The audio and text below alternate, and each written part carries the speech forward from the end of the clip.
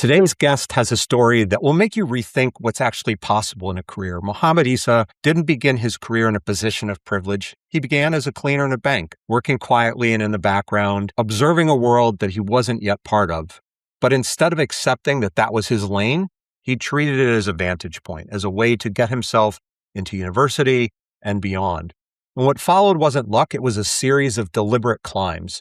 And from those early days, Mohamed went on to build a career at Unilever, earn his CPA, and eventually become the youngest CFO of a publicly listed company in Bahrain in his late 20s. On paper, looks like a pretty straight ascent, but as you'll hear, the reality was a lot more complex, filled with reinvention and resets and things like that. Mohamed isn't somebody who just climbed the ladder. He actually questions whether the ladder is even the right metaphor. He talks about reinvention in cycles, about treating life more like a series of experiments, and about operating in what he calls your peak leadership mode. Most interestingly, he often compares the whole journey to climbing a mountain, not just reaching the summit, but knowing when it's time to choose a different one.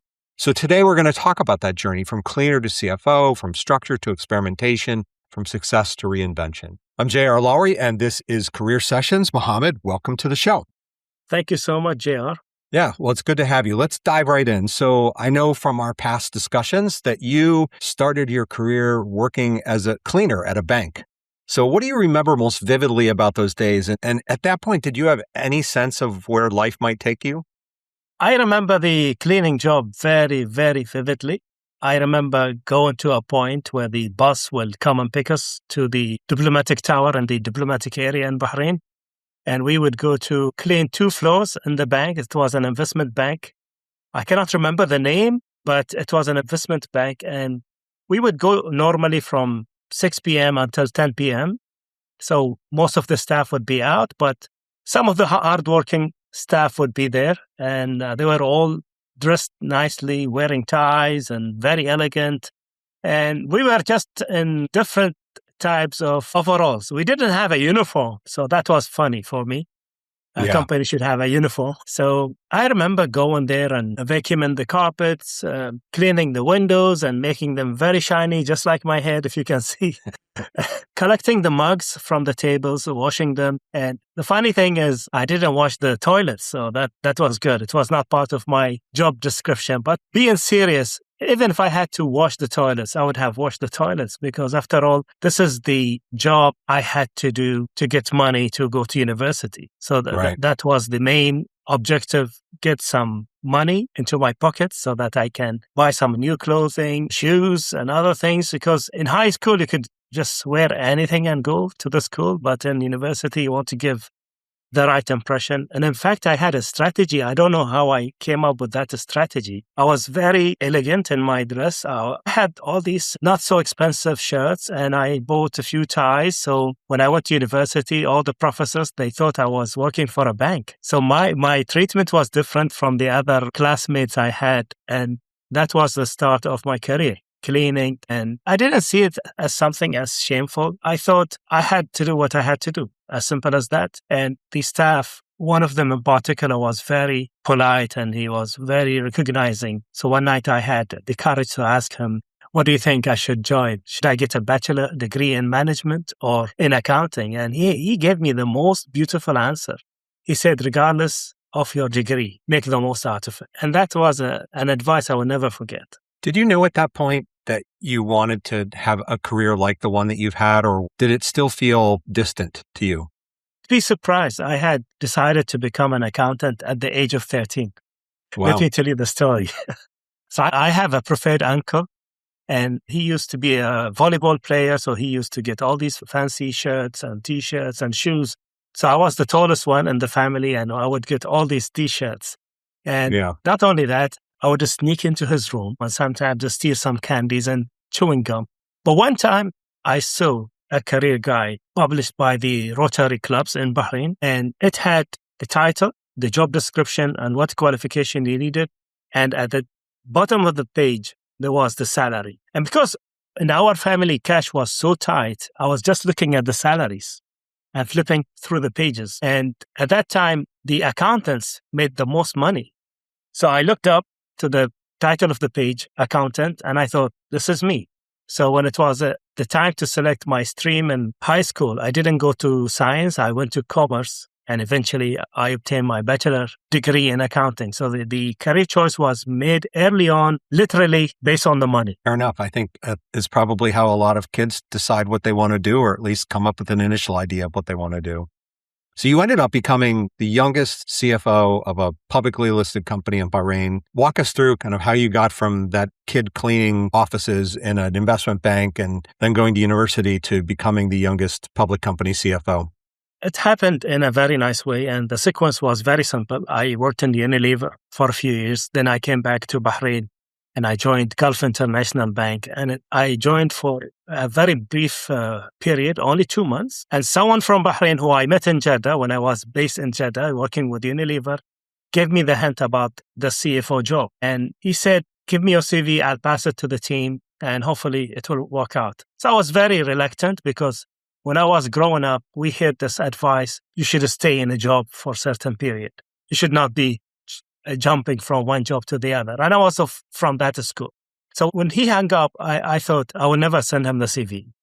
And then he called in the afternoon. He said, where's your CV? I sent the CV, and at that time I used to have a Yahoo account. And I still remember the email exactly word for word. Dear Ali, although I'm not very excited about this, please find my CV. Regards, Mohammed. So I received a call immediately from Ali, and he said, hey, just tell me, should I pass it or not? I said, pass it. And that's how I went into the interviews. We had 3 rounds of interviews. I met the chairman, the CEO, the outgoing CFO, the investment director, the property development director. And I had so many signs from God not to join that company. I'll just give you one example, or maybe 2. The day I had my second interview, I was waiting next to the building. And then I received a message from the investment director saying that the wife of the CEO is having labor. So we will reschedule the meeting. And I thought, all right, that's a sign. Then I went back to the bank, and that day, Bahrain experienced what we know as the Black Monday, where there was electricity outage entire Bahrain. Wow. And I thought, this is another sign from God not to join this company. But then I thought, I'm just making this up in my mind. And the third sign was I was going through another interview, but this time the company wanted to take me and show me the assets they owned. And one of them was man-made island called Tala. And we were there in a 4-wheel Jeep, and we got stuck in the mud. And I thought, now this is a sign. But then the CEO was so good. He said, how about this day in the office? And I felt I can work with this gentleman. If he had this incident and he's making fun, I can work with that. So despite all these signs, I said, let me go and try this out. And I ended up staying there more than 11 years. So what's interesting to me about that story is how persistent they were in keeping you pulled in. Because a lot of companies, a lot of people, like the guy that you sent your CV to, he could have just said, well, you don't seem very interested in this. I'm not going to use my own personal capital to help you unless you're really committed. But he kind of pushed you into it anyway. I'm very thankful to him until this day. So how did you get from Unilever to becoming the CFO of a publicly listed company? So in Unilever, I had a strategy because I knew if I stay very long in Unilever, I would not be coming back to Bahrain. And I wanted to come back to Bahrain. So my strategy was when I passed the CPA results, or when I passed the CPA exams rather, I'll be coming to Bahrain. And I had made 2 calls, one to a friend of mine who was working in Gulf International Bank, and another one who was working with what we know now as R Capital. And I had 2 job interviews on the same day. And one clicked immediately. The recruiting manager, the VP, she was not there to test my knowledge or anything. She was fascinated by the work I did with Unilever. She was saying, tell me more about this and that. And I just got the offer the second day. And then I just told you how I went from GIB to the investment bank. And it was a very risky decision. And all my career decisions were risky. Leaving Bahrain was risky. Leaving Unilever, a very well-established company, to join a bank in Bahrain was a risky move. And then going from the bank to a newly started company, again, that was risky. But I think I have been able to always have this mindset. So what? Let me try. Let's find out what happens. And all the time I had these friends who I trusted. So I called someone from Oman. His name is Nazar. We used to work together in Unilever. And I told him about this jump because I was a credit analyst in Gulf International Bank. Jump from credit analyst to CFO, that's a big jump. And he had asked me a smart question. He said, do you think you have a 30% chance of succeeding? I told him, I think more than that. He said, just do it. And that's what I did. And that's how I became the youngest CFO of a publicly traded company in the Gulf. I was 26 at that time. So as you went from your pre-university job to university into Unilever into that CFO job, were there times that you felt like you were in over your head and didn't really belong in the track that you were in? Didn't feel that. No? And the reason is I always did my homework, always had calls with people outside the company to ask for tips, for advice. For example, when I was a CFO for the first time, I had to deal with external auditors, and I never dealt with external auditors in my life. Yes, I dealt with internal auditors. So I called my previous manager, his name is Majid, and I said, man, these guys are coming within 3 weeks. What should I do? And he just kept telling me, do this and this and this and this. So this is what I used to do, cultivating contacts and then using this contacts to help me succeed in my career. And I attribute wherever I reach today to my contacts. And I can name these individuals who shaped my career. One time I did a trail and I ended up having only 8 people take me to where I am today. Only 8. So people think you need to have a very big network. I don't think so. You need to have the right network. Well, I think you're highlighting the importance of having a few people in your network who will really go to bat for you, to use an American expression, who will open doors for you, create opportunities, back you when you need it. It's sponsorship, right? And that goes beyond a network. It goes beyond mentorship. Having that level of sponsorship, the fact that you can pinpoint back to 8 people who created opportunities for you is a really good thing, and probably something not a lot of people would be able to do in terms of having that level of sponsorship. I totally agree with you. And sometimes I think I'm lucky, but sometimes I tell myself, this is not luck. You have been working. And I remember when I was a CFO, we had the annual report of the company. And I enjoy writing the CEO message and the chairman message myself. So I didn't give it to an agency or a marketing department. I used to write them myself. And to issue the 2004 annual report, the CEO told me, I like this, but I need something at the end. I said, what do you need? He said, I need an inspirational quote. I said, okay, let me find something for you. So I shortlisted 10 inspirational quotes for him, and he chose this one. It said, luck is preparation meeting opportunity. As simple as that. It's a good way of describing it. It's about creating your own luck. And you were doing Absolutely. And I'm sure you have heard this phrase or expression. If they don't invite you to the table, build your own table. Right. You got your CPA along the way as well. What led to the decision to get that, and why did you decide to get it as well?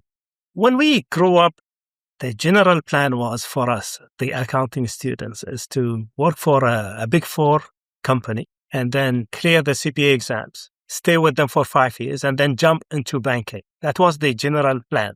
So for me, Unilever, they were advocating 2 other qualifications, CMA, Certified Management Accountant, and the CIMA, which is the version of the UK. But I was not inclined to the UK because the journey is very, very long. In the CPA, you get 4 exams. In the UK version, you get 14. Why should you go for 14? Mm-hmm. So the decision was very clear. But I think also I was very research-oriented student. So I used to visit the public library we had in the university. And we used to get The Economist and Business Week. So I would go to these magazines and I would see the advertisements, how many times the CPA would come and how many times the ACCA would come.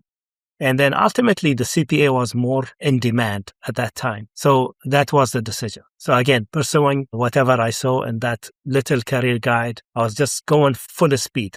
So was getting your CPA about building your own capabilities? Was it about conveying credibility in the space by having the certification? Or was it about giving you confidence that you had that knowledge of accounting?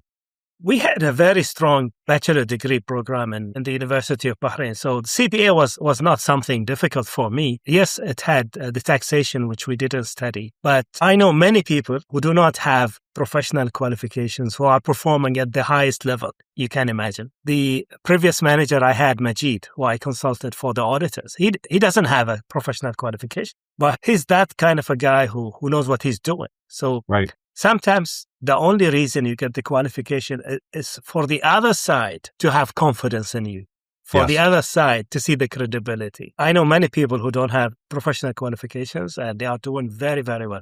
Does it help? Absolutely. It helps a lot.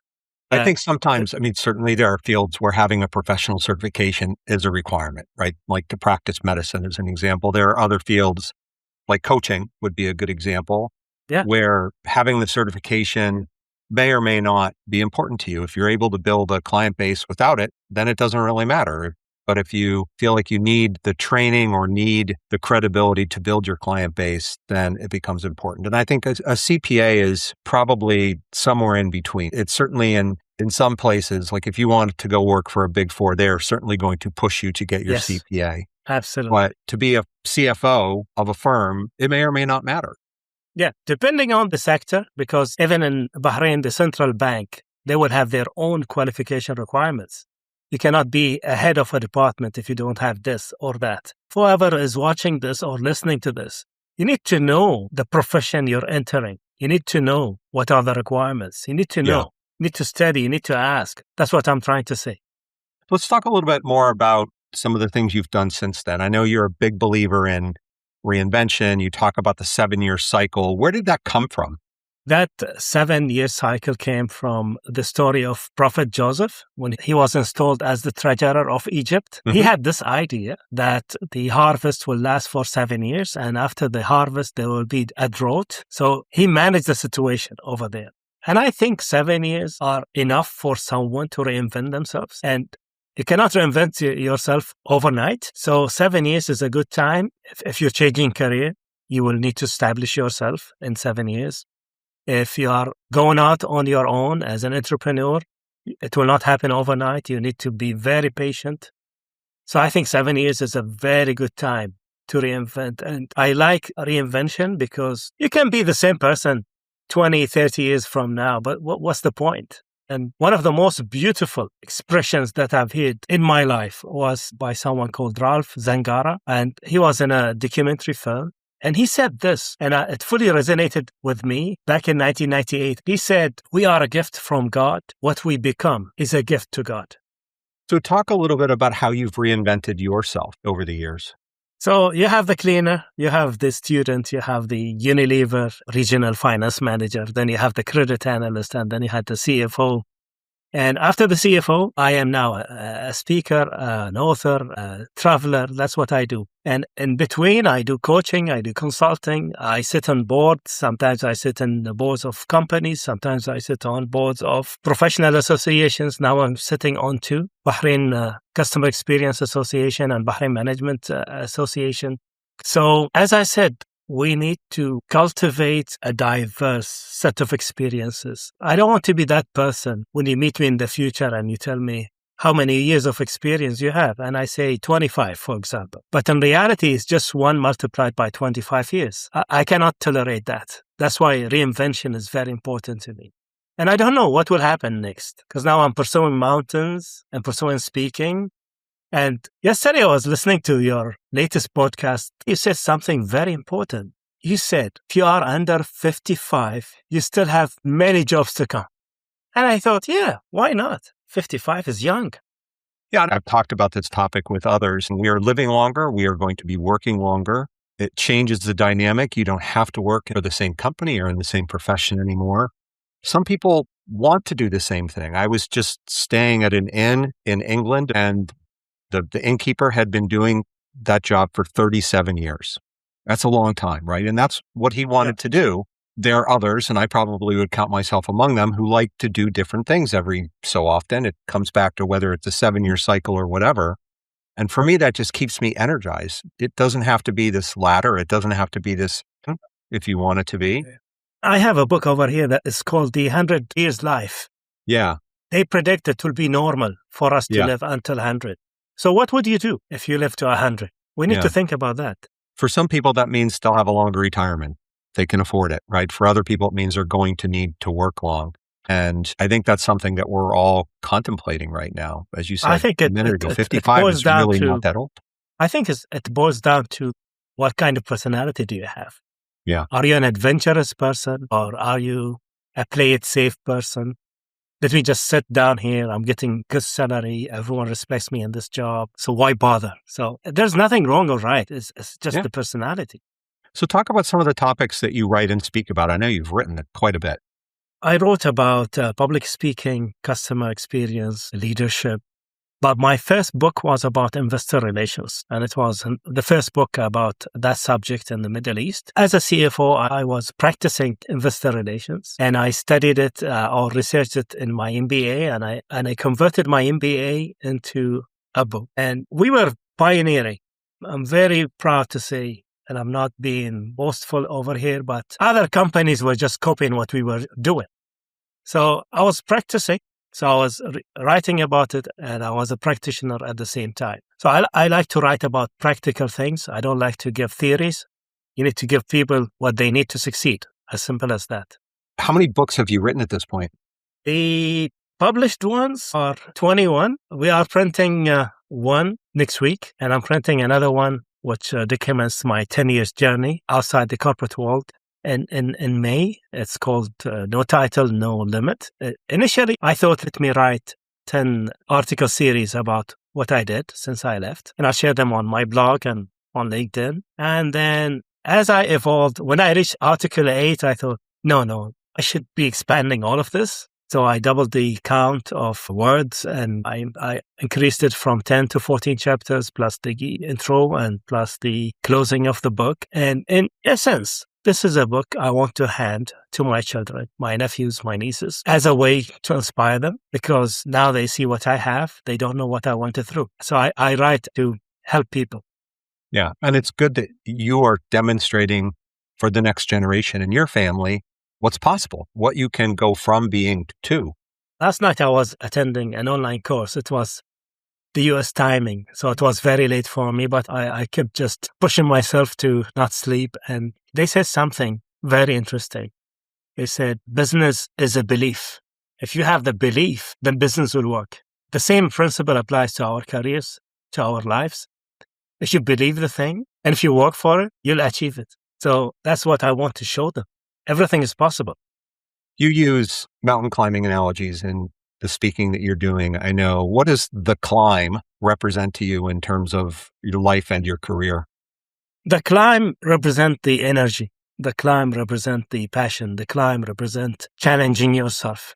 One way of getting to walk out and be more physical is to have a mountain in my head that I want to climb. That's the motivation. I know I have to generate more funds to go, so I have to work harder to get more speaking engagements, and that's the mountain. So for me, it's the biggest driver of my life as we speak, the mountains. I'm pursuing the 7 Summit Challenge, where I have to climb the highest mountains in each of the continents. And in the US, it would be Mount Denali in Alaska. Right. So being fit, having the money, and enjoying the journey, writing about it. And I'm telling you, this all started with a 2 weeks expedition to Everest Base Camp back in 2022. And that 2 weeks, it changed my life, and I fully mean it. I'm writing an adventurous novel. It's called The Summit of Unity, where 6 climbers from the Gulf states, they go and climb Everest. And I'll tell you something, I never read a novel in my life. So this is what the mountain did. The other thing, I have the Speak Leadership model. I have the research now. It's around 290 pages. I can have 1-day workshop or 12 days of training on the methodology I developed. So again, this is reinvention. And when you have the passion for something, good things will happen. The other day I was visiting my mom and I was talking to Claude AI, and I said, okay, go and search what are the books that are available about Everest in Arabic, not in English. And it turned out there was only one, and I know the author of that book. So immediately I thought, this is my opportunity. Let me write not only about Everest, but this is the twist I have that most others don't have. I have the executive experience, I have the mountaineering experience, and I have the writing experience. So my next target for this year is to write my first Arabic book. Not in my imagination, I thought I'd write an Arabic book. Not in my imagination, because I always write in English. But because of the mountain, now I'm writing an Arabic book, and it will be something totally different. And I'll be distilling the history of Mount Everest for the last 100 years in one book. And with each chapter, you will have a leadership lesson at the end. So it will be something totally different, not available in the market. So this is what I want people to find what you're passionate about. Find the thing that will make you work day and night without being tired. Is that what peak leadership is for you, or is it something different? Peak leadership for me is leaving a legacy. This is the top of my peak leadership model, leaving a legacy. Just like the book I'm writing now for my children, my nieces, and my nephews. What legacy do you want? Do you want to be the trailblazer, or do you want to be that person who came on this earth and left it without anyone noticing? So that's peak leadership. It starts with self-leadership. Because if you cannot lead yourself, you cannot lead others. And that model has 6 different levels of leadership capabilities, and ultimately is leaving a legacy. Yeah, leaving a legacy is something that I think a lot about at this point in my career, because there are, in all likelihood, more years behind me than there are ahead of me from a professional standpoint, at least. And you start to think about, you have limited shots yet. Like, what are you going to do with that time? And how do you make sure it has as much impact as possible? It's why I started to do Pathwise and this podcast. And all of us want to leave some form of legacy. I think some of us are more committed to it than others, and some of us take more action than others. It's great that and you're doing this beautifully, JR. I'm not sure how many people you're inspiring, because, as you know, not all people will come and comment on your podcast or like it. Right. But I'm telling you, your impact is more than what you imagine. Well, all of us, I think, can have some impact, right? The size of the ripple effect that we create. Some people create a large ripple effect and leave a true impact on the world, positively or negatively. Other people leave a smaller ripple effect, but all those ripple effects add up. That's what advances humanity. Yeah, that's the compounding effect. Exactly. So for somebody who's listening to this and feeling stuck in their career, what would you tell them that they should be thinking about in terms of driving towards some form of reinvention? Call someone. Meet someone, sit with them, share with them what are your worries, what are your feelings, what's happening in your life, and tell them, where do you want to go? 2 days ago, I was talking to someone. He wants to take over his father's business, and he wanted to pick my mind on this. I said, I need 2 things from you. I need you to think like a dentist. Show me the picture with the broken teeth, with cavity, and then show me the Hollywood smile. If you know these 2 points, then you can work out the details. But if you don't have any idea of where you're going or what do you want to do, it will be very difficult for even well-intended people to help you, because you can have access to people who can help you. But if you're not clear, you need to have that clarity about where do you want to go. And from there, you start calling people, having coffee with them.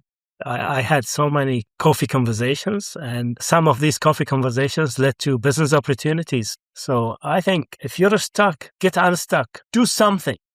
Don't wait. Yeah. Sitting around waiting for something to come happen to you is usually not a recipe for success. So last question, if you were going to go back and talk to that version of yourself who was cleaning that bank as a teenager, what would you tell him? I would tell him, you're in for so many surprises. Good ones and bad ones. But at the end, just enjoy the journey. Good advice. Well, Mohammed, thank you for doing this. Appreciate what you're doing and what you are aspiring to do in terms of the legacy that you leave and the impact that you have in your speaking and your writing. Thank you so much. It was my pleasure. And I wish all the listeners, the viewers, all the best in their career transitions and their career growth, and take charge. So what are the practical takeaways from my discussion just now with Mohammed? First, where you start your career definitely doesn't define your ceiling. This is probably the most important point, but how you respond to the opportunities that are put in front of you is really important. Think about Mohammed's own story that he talked about in terms of his transition into Unilever and from Unilever into the company that he ultimately became the CFO of. It wasn't just about ambition, but it was also about awareness and discipline and purposeful action, about listening to opportunities that were presented to him. And he didn't just wait. He studied, he prepared, and he stepped into things as they came to him. Second is that careers are not singular. They're not just a steady climb up a ladder. To his point, they're cycles of reinvention, whether 7 years or otherwise. And one of his central theses is that our careers need not be linear. Every few years, you ought to be reassessing and relearning and sometimes starting over, as I've done and he's done over the course of his career. And people who thrive long-term are the ones who lean into that and are willing to evolve and not just sort of keep doing the same thing again and again and again. Third is that ownership is the difference between drifting and building. Rather than letting his career happen to him, Mohammed made intentional choices, whether pursuing a CPA, shifting into leadership, jumping into something that he was perhaps more than 30% confident in, but certainly not 100% confident in. All of that mindset of ownership, as he said, it compounds over time. And finally, peak performance is about the legacy that you leave. It's about continuing to grow and to learn and try and test and adapt. And his mountain climbing analogy reinforces that success isn't always about one perfect path to that summit. Sometimes it's about choosing different climbs, about learning, about adapting. And sometimes it's about learning when to turn back because that summit might not be right for you or the conditions might not be right for you. So as always, I invite you to subscribe to Career Sessions on Apple Podcasts, Spotify, or YouTube. And if you found this discussion enlightening, please sign up for my membership community, which is called Pathwise, and our newsletter, Path Wisdom. Thanks. See you next time.